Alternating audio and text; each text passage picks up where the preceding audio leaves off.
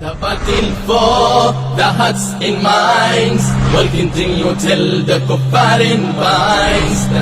America পৃথিবীর ইতিহাসে এক বর্বর জাতিগোষ্ঠীর নাম।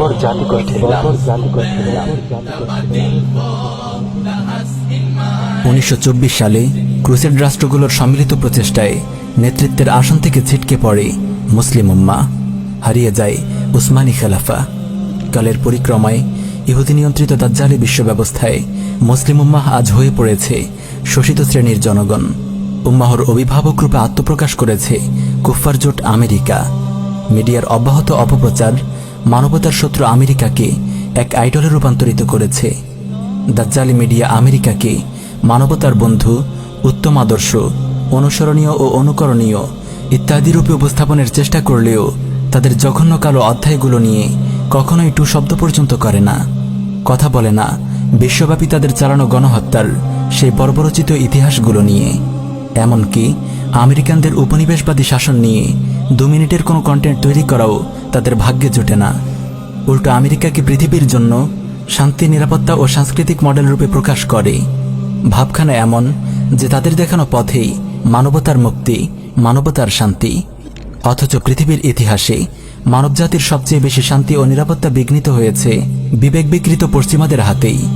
বর্তমানে এই পশ্চিমাদের নেতৃত্বের মূলে রয়েছে সন্ত্রাসী রাষ্ট্র আমেরিকা। আমেরিকার সূচনালগ্ন থেকে শুরু করে 244 বছরের ইতিহাসে 227 বছরই কেটেছে অন্যায়ভাবে যুদ্ধে লিপ্ত থেকে। তারপরেও এই অসভ্য আমেরিকা সারা দুনিয়াকে সভ্যতার সবক দিচ্ছে। আমেরিকান যুদ্ধ বিষয়ক গবেষক আর.জে. রামল কর্তৃক লিখিত স্ট্যাটিস্টিক্স অফ ডেমোসাইডের চ্যাপ্টার 13-এ উঠে আসে আমেরিকা কর্তৃক নৃশংস গণহত্যার এক ভয়ঙ্কর পরিসংখ্যান। উক্ত পরিসংখ্যানে দেখা যায় 1899 থেকে 1987 সাল পর্যন্ত মাত্র 88 বছরে 16,34,000 মানুষকে আমেরিকা হত্যা করে। এর মধ্যে 16,30,000 মানুষই হল বৈদেশিক গণহত্যা। এ তো গেল আমেরিকার গত বিংশ শতাব্দীতে প্রথম 88 বছরের নৃশংসতা। আমেরিকান বিখ্যাত আইনজীবী লেখক এস. ব্রায়ান উইলসনের গবেষণায় দেখা যায় আমেরিকার ফরেন পলিসির আরেক ভয়ঙ্কর ইতিহাস। 1798 সালে আমেরিকা প্রথমবারের মতো বহির্বিশ্বে সামরিক আগ্রাসন কিংবা রাজনৈতিক হস্তক্ষেপ শুরু করে। তখন থেকে গত বিংশ শতাব্দী কাল ধরে আমেরিকা বিদেশের মাটিতে প্রকাশ্যে 400-এর অধিক সামরিক আগ্রাসন চালায়, 6,000-এর অধিক গুপ্ত সামরিক হামলা ও হস্তক্ষেপ করে। কমপক্ষে 100টি দেশে এসব সামরিক আগ্রাসন কেড়ে নেয় লক্ষ লক্ষ নিরপরাধ মানুষের প্রাণ। বিশ্বব্যাপী যে 400টি যুদ্ধ তারা করেছিল তার মধ্যে খোদ আমেরিকান কুফফার সংবিধান অনুযায়ী মাত্র 5টি যুদ্ধের বৈধতা পায়। এদিকে বিগত শতাব্দীর শুরুতে ওয়ার অন টেররের নামে আমেরিকা মুসলিমদের বিরুদ্ধে যে ক্রুসেড শুরু করেছিল, এতে খোদ মার্কিনীদের হিসেব মতে আফগানিস্তান, পাকিস্তান ও মিডল ইস্টের রাষ্ট্রগুলো মিলে মোট 8 লক্ষ মুসলিম প্রাণ হারায়। তবে অস্ট্রেলিয়ান মার্টালিটি এক্সপার্ট ডক্টর গিডেন পলিয়া-এর মতে এ সময় 27 মিলিয়নের অধিক মুসলিম হত্যা করে সন্ত্রাসী আমেরিকা। আন্তর্জাতিক গণমাধ্যমগুলোও এই নিউজটি প্রকাশ করেছে। ক্রুসেডার মার্কিন যুক্তরাষ্ট্র ও তার মিত্ররা 2001 সাল থেকে বৃহত্তর মধ্যপ্রাচ্য এবং উত্তর আফ্রিকা অঞ্চলের দেশগুলোতে কমপক্ষে 3,26,000 বোমা ও মিসাইল নিক্ষেপ করেছে। গত 20 বছরে Syria, Iraq, Afghan, Yemen, Lebanon, Libya, Pakistan, ফিলিস্তিন ও সোমালিয়ায় গড়ে প্রতিদিন 46টি করে বোমা ফেলেছে সন্ত্রাসী মার্কিন যুক্তরাষ্ট্র। আমেরিকার বিগত 3 প্রেসিডেন্টের বোমা হামলার পরিসংখ্যান দেখা যাক। জর্জ ডব্লিউ বুশ তার 2 টার্মে গড়ে প্রতিদিন 24টি করে বোমা ফেলেছিল। এরপর বারাক ওবামা এসে তার 2 মেয়াদী ক্ষমতায়নকালে সে তার পূর্বসূরীদের ডিঙ্গিয়ে যায়। এই সন্ত্রাসী প্রেসিডেন্ট ওবামা গড়ে প্রতিদিন 34টি করে বোমা ফেলে মুসলিম হত্যার বিনিময়ে শান্তিতে নোবেল পায়। অতঃপর আমেরিকার ক্ষমতায় আসে মাথামোটা সন্ত্রাসী ট্রাম্প।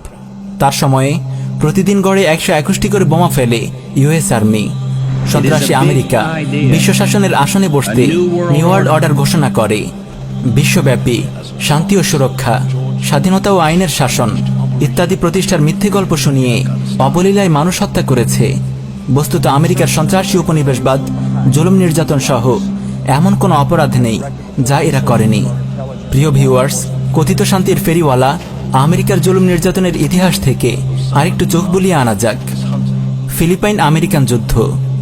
1886 সালে স্পেন ফিলিপাইনকে মার্কিন যুক্তরাষ্ট্রের কাছে হস্তান্তর করে। ঔপনিবেশিক শাসন কায়েম করতে গিয়ে মার্কিনীরা ফিলিপাইনের মুক্তিকামীদের মুখোমুখি হয়। খোদ ইউনাইটেড স্টেট ডিপার্টমেন্টের তথ্যানুসারে মার্কিনীদের হাতে 20,000-এর বেশি ফিলিপাইনো স্বাধীনতাকামী যোদ্ধা প্রাণ হারায়। এছাড়াও 2 লক্ষাধিক বেসামরিক ফিলিপাইনো নাগরিক যুদ্ধ পরবর্তী নৃশংসতা ও অভাবে মারা যায়। নাৎসিদের সহযোগী।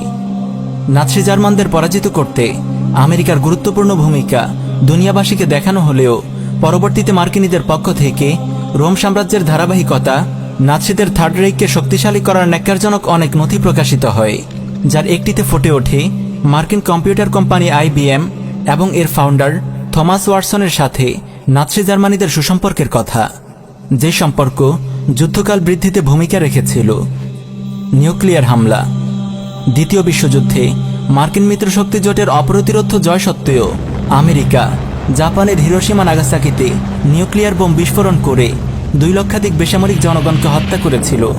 এটি পৃথিবীর ইতিহাসে একমাত্র সশস্ত্র হামলা যাতে নিউক্লিয়ার ওয়েপন ব্যবহৃত হয়েছিল। পেছন থেকে অভ্যুত্থান ঘটানো ও গোলাম সরকার বসানো। আমেরিকা তার সুবিধার্থেই বিভিন্ন দেশের ক্ষমতার কলকাঠি নাড়ে। নিজেদের পছন্দমতো সরকার নির্ধারণে আমেরিকা এক অনন্য ক্ষমতার অধিকারী। 20 শতাব্দীর শুরুতে আমেরিকা নিজেদের প্রতিবেশী রাষ্ট্রসহ পৃথিবীর বিভিন্ন দেশে তাদের পছন্দমতো সরকার গঠন করে। এভাবে স্নায়ুযুদ্ধের যুগে আমেরিকা বিদেশি হস্তক্ষেপের চূড়ায় পৌঁছে যায়। নিউ ইয়র্ক টাইমসের বরাতে জানা যায়, আমেরিকা 1946 সাল থেকে 2000 সন পর্যন্ত প্রত্যক্ষ ও পরোক্ষভাবে 81টি বৈদেশিক নির্বাচনে হস্তক্ষেপ করে। Proxy war. বর্তমানে সন্ত্রাসী আমেরিকা মধ্যপ্রাচ্যের রাজনীতি ও সম্পদ নিয়ন্ত্রণ করতে ইরাক, সোমালিয়া, সিরিয়া, লিবিয়া ও ইয়ামানে চালাচ্ছে প্রক্সি ওয়ার।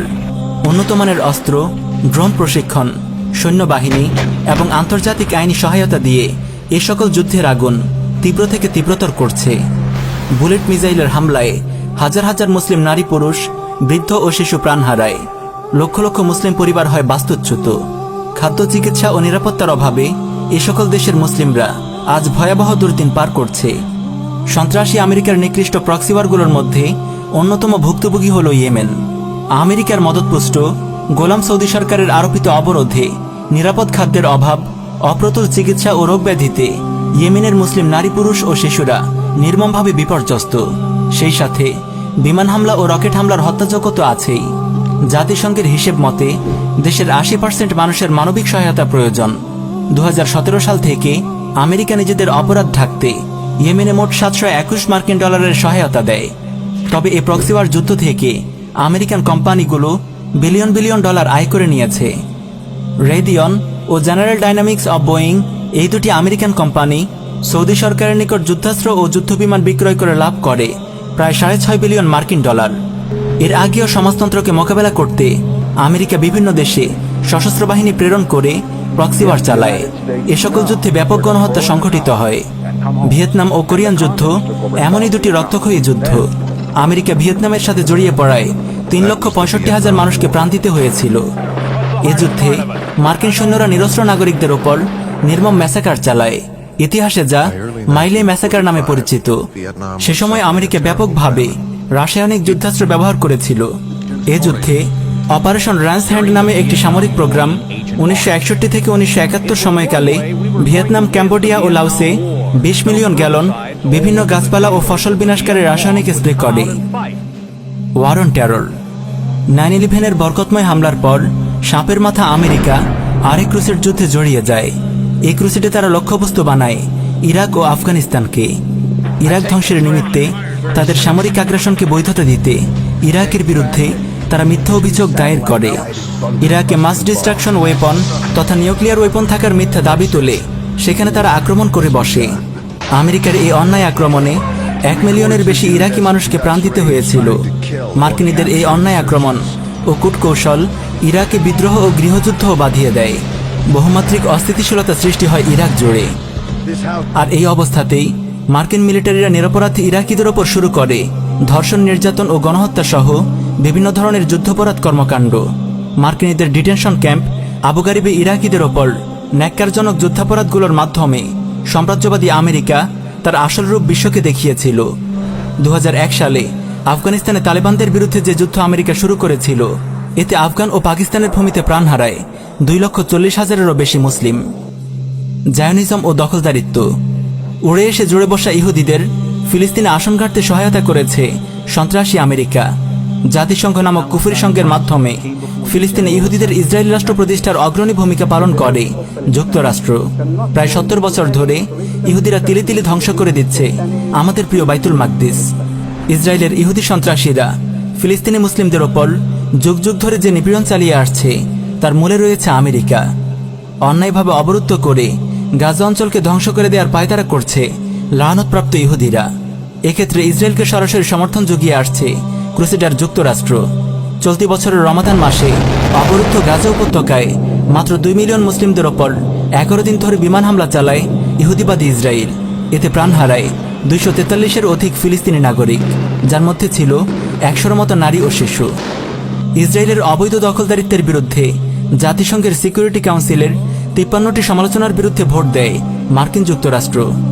মুসলিমদের ওপর জাতিগত উচ্ছেদ, হত্যাযজ্ঞ, মুসলিমদের বাসস্থানে বিমান হামলা, প্রতিবাদকারীদের ওপর হামলা, আল-আকসায় হামলা, সাংবাদিকদের ওপর হামলা, নিরস্ত্র নারী পুরুষ ও শিশুদের ওপর সহিংসতা সত্ত্বেও যুক্তরাষ্ট্র দ্ব্যর্থহীনভাবে ইসরায়েলকে শুধু সমর্থন করেই ক্ষান্ত হয়নি, বিপুল পরিমাণ অর্থনৈতিক ও সামরিক সহায়তাও প্রদান করেছে।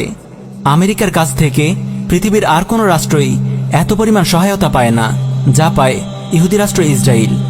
বিশ্বব্যাপী স্বাধীনতা, সাম্য ও ন্যায় বিচার প্রতিষ্ঠার আড়ালে আমেরিকা মূলত তার ঔপনিবেশিক সাম্রাজ্যই প্রতিষ্ঠা করতে চায়।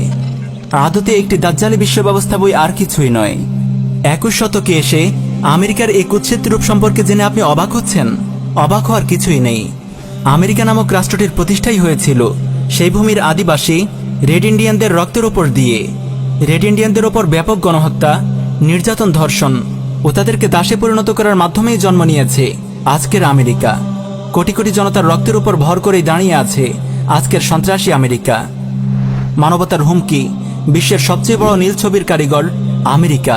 প্রতিনিয়তই লক্ষ কোটি নীল ছবি প্রকাশ করে মানব সমাজে অশ্লীলতার আগুন ছড়িয়ে দিচ্ছে এই অসভ্য আমেরিকানরা। শুধুমাত্র কালো বর্ণের হওয়াতে প্রতিনিয়ত প্রাণ দিতে হয় আমেরিকার মাটিতে কৃষ্ণাঙ্গদের। গত বছর জর্জ ফ্লয়েড হত্যা তার একটি নিকৃষ্ট উদাহরণ। বিশ্বব্যাপী শিরকি গণতন্ত্রের সবক দেওয়া আমেরিকান জনগণই সেই গণতন্ত্রের থোড়াই কেয়ার করে। এবছর জো বাইডেন নির্বাচনের সময়ে সংসদে সৃষ্ট সহিংসতাই বিশ্বকে স্পষ্ট বুঝিয়ে দিয়েছে কথিত সভ্য জাতির অসভ্যতা। প্রিয় ভিউয়ার্স, আমরা তো কেবল আমেরিকার সামান্য কিছু চিত্র আপনাদের সামনে তুলে ধরেছি। আমেরিকার নগ্ন চেহারা এর চেয়ে আরও বেশি ভয়াবহ। অন্য কোনো সিরিজে আমরা তা নিয়ে আলোচনা করব ইনশাআল্লাহ। প্রিয় দর্শক, মানবজাতিকে রক্ষার স্বার্থে সন্ত্রাসী আমেরিকার বিরুদ্ধে আমাদেরকে সর্বাত্মক যুদ্ধের ময়দানে অবতীর্ণ হতে হবে। জিহাদের নববিমান হাজের পথে হেঁটে সন্ত্রাসী আমেরিকার পরাজয় নিশ্চিত করতে হবে, যেমনটা করেছেন ইমামুল মুজাহিদিন শেখ ওসামা বিন লাদেন রহিমাহুল্লাহ।